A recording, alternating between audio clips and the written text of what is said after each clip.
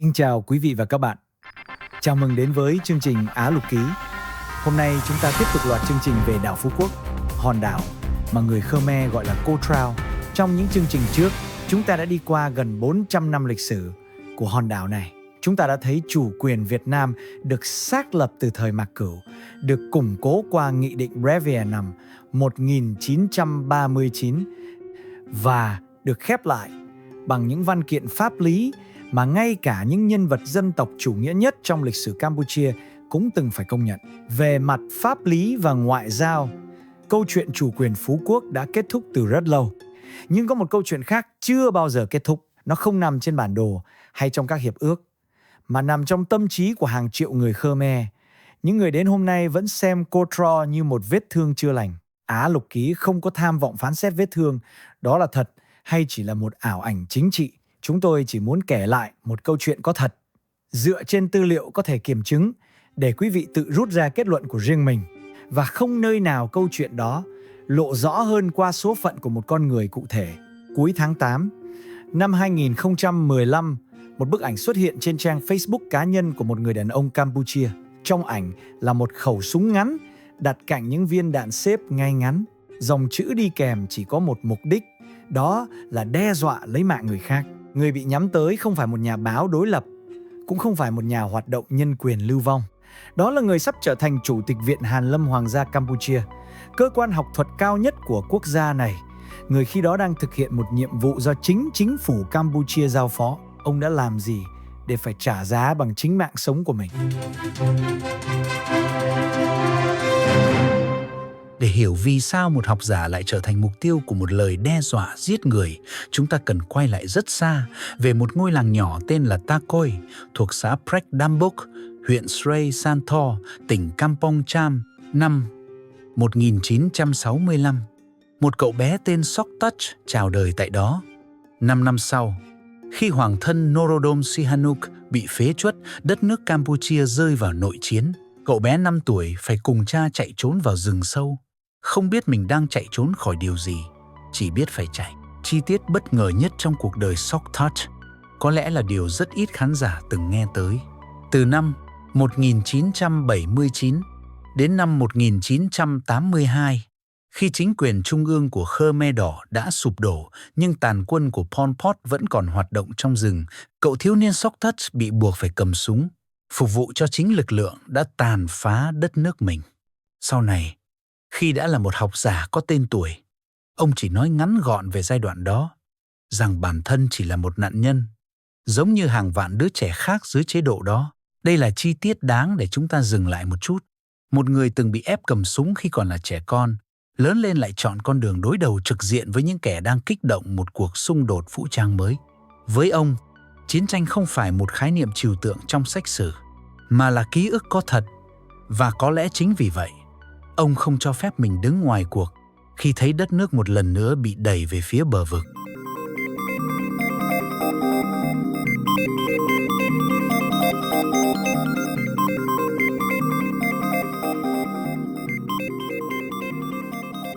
Sau khi thoát khỏi những năm tháng chiến tranh, con đường học vấn của Sok Touch gắn liền với nước Nga. Năm 1989, ông nhận học bổng sang Đại học Tổng hợp Voronezh và dành trọn một thập kỷ tại đó để nghiên cứu khoa học chính trị và lịch sử, lần lượt lấy bằng cử nhân năm 1995, bằng thạc sĩ năm 1996 và bằng tiến sĩ lịch sử chính trị năm 1999. Luận án tiến sĩ của ông tập trung vào vai trò của Liên Hợp Quốc trong các cuộc xung đột tại Campuchia, một chủ đề phản ánh khá rõ mối quan tâm suốt đời của ông đối với các cơ chế giải quyết tranh chấp bằng con đường hòa bình. Trở về nước cùng năm đó, ông nhanh chóng khẳng định vị thế trong giới học thuật, từng là hiệu trưởng Đại học Khemarak tại Phnom Penh trước khi gia nhập Viện Hàn Lâm Hoàng gia Campuchia năm 2001. Ông lần lượt giữ chức Giám đốc Ban Lịch sử và Khoa học Chính trị, rồi Phó Chủ tịch Viện Quan hệ Quốc tế từ năm 2005 đến năm 2015. Chính vào năm 2015 đó, Đất nước Campuchia đang trải qua một cơn sốt chính trị dữ dội, xoay quanh một chủ đề tưởng như khô khan nhất có thể, đó là bản đồ biên giới. Đảng Cứu quốc Campuchia, đảng đối lập lớn nhất khi đó, do Sam Rainsy và Kem Sokha lãnh đạo, liên tục cáo buộc chính quyền dùng bản đồ giả, âm thầm nhượng đất cho Việt Nam. Họ tự mình sang Pháp thu thập các bản sao, bản đồ thời thuộc địa, tổ chức những chuyến đi ra vùng biên giới và dùng chúng để kích động các cuộc biểu tình quy mô lớn. Giữa bầu không khí ngờ vực đó, chính phủ Campuchia giao cho Sokhtouch một nhiệm vụ mà không phải ai cũng muốn nhận. Ông dẫn đầu một nhóm chiến học giả của Viện Hàn Lâm đi kiểm tra, đối chiếu và xác minh tính chính xác của toàn bộ hệ thống cột mốc biên giới với Việt Nam. Đây không phải một nhiệm vụ để bảo vệ quan điểm của chính phủ, đó là một nhiệm vụ để tìm ra sự thật, bất kể sự thật đó có làm ai hài lòng hay không.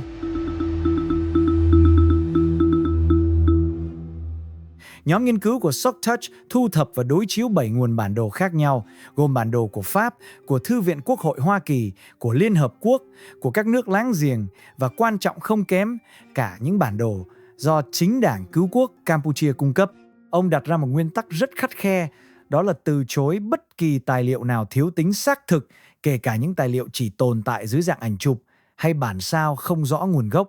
Ngày 14 tháng 8 năm 2015, ông tổ chức một cuộc họp báo công khai với sự tham dự của khoảng 100 người, trong đó có cả nghị sĩ của phe cầm quyền lẫn phe đối lập. Tại đó, ông đối chiếu trực tiếp bộ bản đồ, gồm 26 mảnh mà Đảng Cứu quốc Campuchia đã dày công mang về từ Pháp, và chỉ ra rằng bộ bản đồ này thực chất thiếu mất 2 mảnh, nhưng phát hiện gây chấn động hơn cả nằm ở một chi tiết khác. Một trong những mảnh bản đồ mà phe đối lập đệ trình để chứng minh Việt Nam lấn đất, hóa ra lại là bản đồ hành chính nội bộ của tỉnh Lâm Đồng, một khu vực nằm sâu trong đất liền Việt Nam, cách xa đường biên giới hàng trăm cây số và không hề có lấy 1 mm nào tiếp giáp với Campuchia. Những người tự nhận là đang đi tìm bằng chứng cho một sự nghiệp ái quốc, tốn công sang tận Pháp lục lọi văn khố, cuối cùng lại mang về một tấm bản đồ phơi bày sự thiếu hiểu biết cơ bản nhất về địa lý của chính đất nước mà họ đang cáo buộc. Nói cách khác, bằng chứng được xem là đanh thép nhất cho một cáo buộc nghiêm trọng lại là một sự nhầm lẫn, hoặc tệ hơn, một sự đánh tráo. Trước hàng trăm người có mặt, Sokhtouch đưa ra một lời cảnh báo mà sau này được trích lại nhiều lần, đại ý rằng nếu cứ tiếp tục sử dụng những tấm bản đồ như vậy, Campuchia hoàn toàn có thể tự đẩy mình vào một cuộc xung đột mới với Việt Nam. Đằng sau sự cứng rắn trước công chúng, Sokhtouch từng chia sẻ một điều rất riêng tư về động lực của mình. Trước khi bắt đầu công việc thực địa dọc biên giới, ông đã hứa với mẹ mình rằng sẽ không bao giờ kích động bất cứ điều gì liên quan đến vấn đề biên giới và sẽ chỉ viết ra những gì dựa trên nghiên cứu và sự thật. Một lời hứa với người mẹ, hóa ra lại trở thành kim chỉ nam cho một trong những nhiệm vụ nguy hiểm nhất mà một học giả Campuchia từng đảm nhận. Và rồi, chưa đầy 2 tuần sau cuộc họp báo đó, lời đe dọa mà chúng ta nhắc tới ở đầu chương trình xuất hiện. Dòng trạng thái đăng kèm bức ảnh khẩu súng viết rằng những viên đạn này được giữ lại để giết chết vị tiến sĩ đang thay đổi lịch sử Campuchia. Vị tiến sĩ bị cáo buộc đã bán mình cho Việt Nam. Cảnh sát Hoàng gia Campuchia vào cuộc gần như ngay lập tức. Nghi phạm được xác định là một người đàn ông 27 tuổi tên Phong Seha, quê ở tỉnh Prey Veng, khi đó đang làm công nhân xây dựng tại Thái Lan. Ngày 5 tháng 9 năm 2015, Phong Seha bị bắt giữ ngay khi vừa vượt biên trở lại Campuchia qua tỉnh Bantay Minchi. 2 ngày sau, ông bị khởi tố với tội danh đe dọa giết người và bị tạm giam tại nhà tù Presa. Trước ống kính báo chí, Phong Seha tỏ ra hối hận, nói rằng không có ai xúi giục hay ra lệnh và bản thân chỉ muốn bày tỏ sự bực tức cá nhân. Các nguồn tin về bản án cuối cùng dành cho ông có đôi chút khác nhau về chi tiết, nhưng đều hội tụ về một mức án tương đối nhẹ, khoảng 6 tháng tù. Điều đáng chú ý nhất trong toàn bộ sự việc lại chính là cách Sokhtouch phản ứng. Ông không dùng vụ việc để kêu gọi trừng phạt nặng hơn, cũng không biến mình thành nạn nhân trước truyền thông. Ông nhìn nhận Phong Seha bằng một lăng kính gần như mang tính xã hội học, xem người đàn ông đó là nạn nhân của một guồng máy tuyên truyền, hơn là một kẻ thù thực sự cần bị tiêu diệt. Có lẽ Sokhtouch nhìn thấy ở người thanh niên ấy hình bóng của chính mình nhiều thập kỷ trước. Năm xưa, cậu thiếu niên Socktouch bị người khác nhét vào tay một khẩu súng thật giữa một cuộc chiến cậu không hề chọn tham gia. Còn bây giờ, Phong CH bị những chính trị gia mà anh chưa từng gặp mặt nhét vào tay một khẩu súng khác, một khẩu súng làm bằng ngôn từ và thù hận. Cả hai, theo một cách nào đó, đều là những quân cờ trong một ván cờ chính trị mà họ không có quyền quyết định luật chơi. Đây có lẽ là điểm đáng suy ngẫm nhất của cả câu chuyện. Một người lao động nghèo, xa quê hương để mưu sinh, ít có tiếng nói trong xã hội, lại là người phải trả giá pháp lý trực tiếp nhất cho một lời kích động mà nguồn gốc thực sự nằm ở nơi khác, trong những căn phòng của các chính trị gia không hề đối mặt với hậu quả nào. Lịch sử của những cơn giận dữ trên mạng xã hội, ở bất cứ quốc gia nào, thường vận hành theo đúng công thức đó, người ít quyền lực nhất trả giá cao nhất. Tháng 7 năm 2017, thông qua một sắc lệnh hoàng gia, Socktouch chính thức trở thành Chủ tịch Viện Hàn Lâm Hoàng gia Campuchia, với hàm tương đương bộ trưởng. Cùng năm đó, khi Tòa án tối cao Campuchia ra phán quyết giải thể Đảng Cứu quốc Campuchia, nhiều tổ chức nhân quyền quốc tế lên tiếng chỉ trích đây là một đòn giáng vào nền dân chủ đa đảng.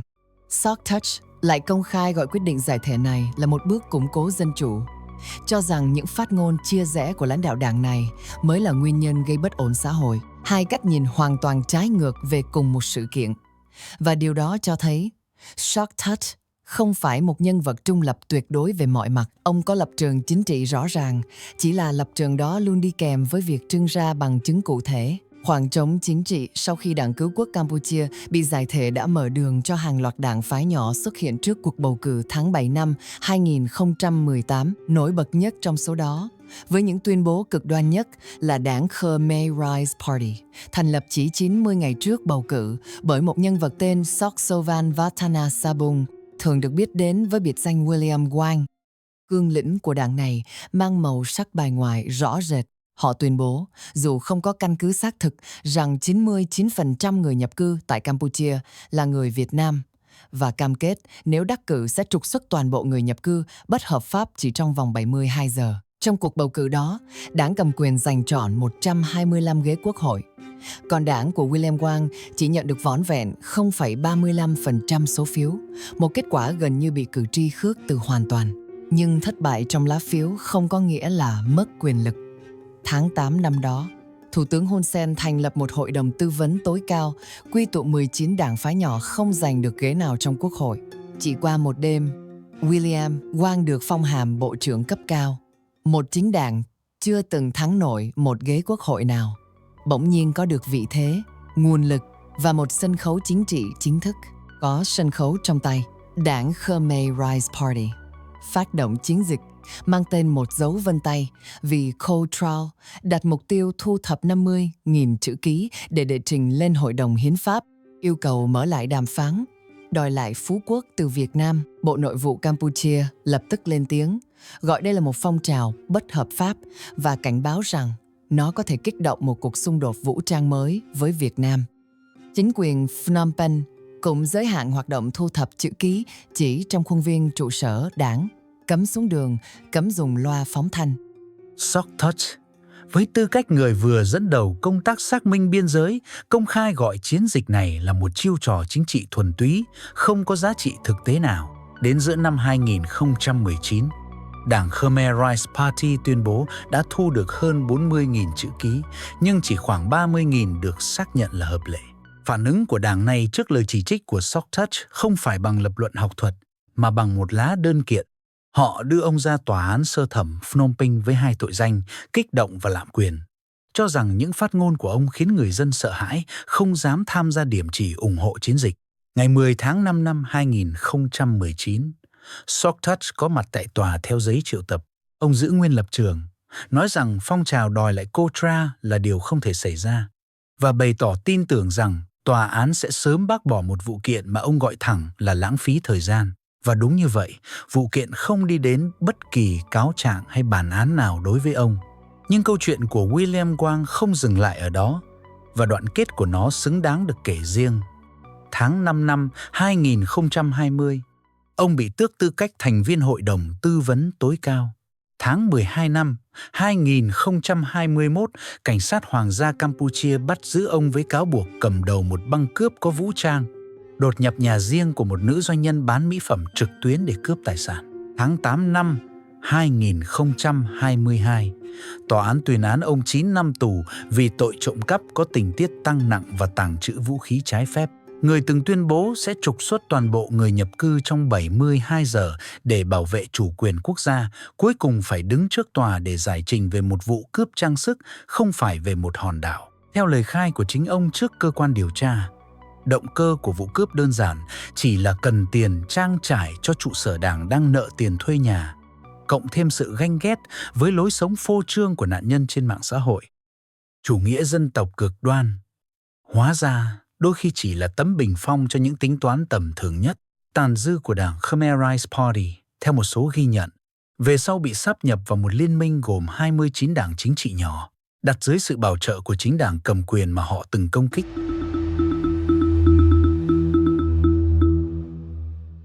Câu chuyện của Sokhtach dễ khiến người nghe hình dung một bức tranh đơn giản rằng nhà nước Campuchia luôn bảo vệ những ai nói sự thật và trừng phạt những ai kích động, thực tế phức tạp hơn nhiều. Năm 2005, nhà báo Mam Sonando, giám đốc đài phát thanh Beehive, bị bắt giữ với cáo buộc phỉ báng sau khi phát sóng một cuộc phỏng vấn liên quan đến các hiệp định bổ sung về biên giới. Người trả lời phỏng vấn hôm đó là Shan Pangs, cựu bộ trưởng dưới thời Lon Nol, từng là chủ tịch Ủy ban Biên giới Campuchia tại Paris. Ông là người chỉ trích gay gắt các hiệp định biên giới, cho rằng Việt Nam đã lấn đất và kêu gọi hủy bỏ chúng. Bị truy tố cùng vụ với Mam Sonando, Shan Pangs phải sống lưu vong tại Pháp và qua đời ở đó vào tháng Giêng năm 2018, không một lần được trở về quê hương. Năm 2016, dân biểu Sam An, người từng nhiều lần đăng đàn cáo buộc chính phủ nhượng đất cho Việt Nam, bị bắt giữ trong một cuộc đột kích lúc nửa đêm, bất chấp quyền miễn trừ của một nghị sĩ quốc hội. Ông bị kết án 2 năm rưỡi tù giam vì tội kích động gây rối an ninh xã hội. Và gần đây hơn, tháng 7 năm 2020, ông Jong Chun, chủ tịch một liên đoàn công đoàn lớn của Campuchia, bị bắt giữ khẩn cấp sau khi phát biểu rằng các cuộc đàm phán biên giới khiến nông dân mất đất.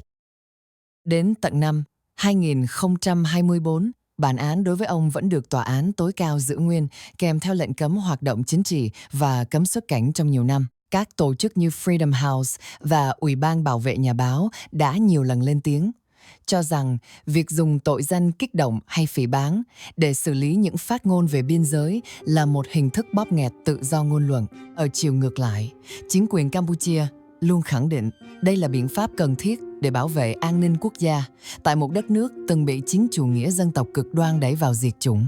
Điều thú vị và có lẽ cũng đáng suy ngẫm nhất nằm ở việc nếu nhìn xuyên suốt tất cả những trường hợp này, một khuôn mẫu dần hiện ra. Những người bị pháp luật Campuchia xử lý nghiêm khắc nhất không hẳn luôn là những người mang tư tưởng chống Việt Nam, mà thường là những người thách thức trực tiếp diễn ngôn chính thức của nhà nước, bất kể diễn ngôn đó nói gì về mối quan hệ với Việt Nam. Còn Sokhtach, người đứng về phía diễn ngôn chính thức và có bằng chứng để bảo vệ nó, dù bị một cá nhân đe dọa lấy mạng và bị một chính đảng lôi ra tòa, cuối cùng vẫn được chính bộ máy nhà nước đó bảo vệ.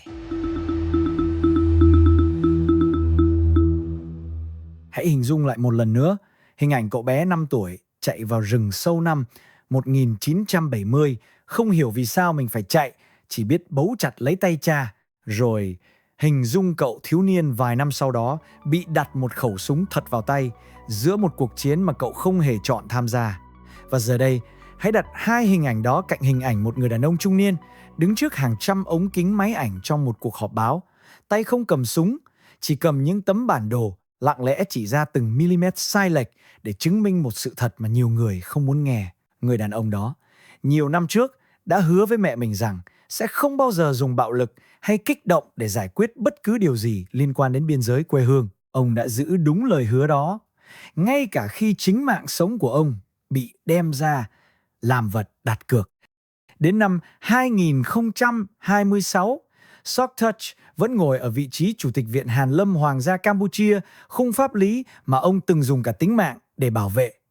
Vẫn còn nguyên vẹn Thương mại giữa Việt Nam và Campuchia theo các số liệu được ghi nhận từng vượt hơn 10 tỷ đô la, đạt mức kỷ lục vào năm 2022. Còn William Wang, người từng muốn kiện ông ra tòa nhân danh Tổ quốc, giờ đang ngồi sau song sắt vì một vụ cướp trang sức.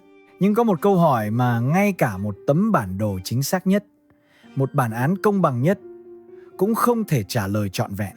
Sự thật đã được chứng minh, công lý, ít nhất trong trường hợp này, đã được thực thi.